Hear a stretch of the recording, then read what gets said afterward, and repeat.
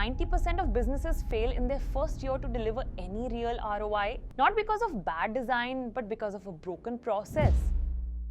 So in this video, I'll break down the process I follow to design websites and show you how it works for freelancers, agencies, and actually gets results.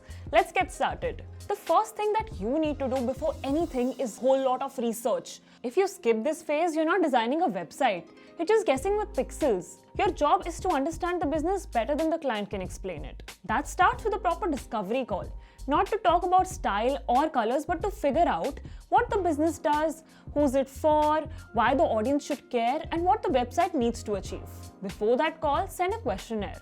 Ask about their origin story, the problems they solve, their competitors, their values, and where they want to go. Don't worry, I'll leave the questionnaire that I use linked in the pinned comment below. If your site doesn't guide people through a clear journey, they're gone. This is where the content planning begins. Start with a sitemap. What are the key pages?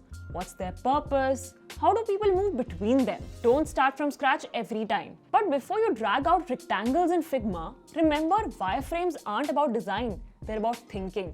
Use your sitemap and messaging strategy to plan what sections go where. If you're working with a team, tools like octopus.do, Whimsical, or FigJam are great. For solo workflows, even Figma or Lucidchart can do the trick. The tone of voice for your design, font should express personality, color should carry emotion, and layout should guide attention without trying too hard. And development without design is chaos. But when both are done right, that's when the magic happens. Whether you use Framer, Webflow, WordPress, or handed code HTML, streamlining your toolset makes your workflow faster and easier to maintain. Now, most designers think project ends at launch. But if you stop here, you're walking away from the easiest money you'll ever make. Offboarding isn't fluff. It's client retention, referrals, and recurring revenue rolled into one. Start with a proper handoff. Give your client a simple user guide or a Loom walkthrough of their website. Next, offer a care plan. Even if you don't want to handle updates yourself, recommend someone who can like WPRemote. Next, follow up in 2 weeks. Then again in 2 months.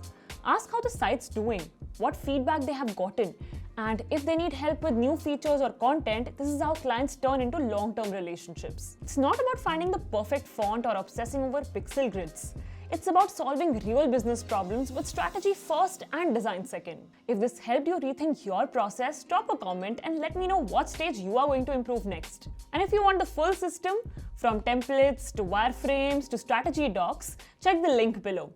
Click here if you want to triple your site speed in just 1 minute. Trust me, you're gonna love it. Click here and I'll see you there.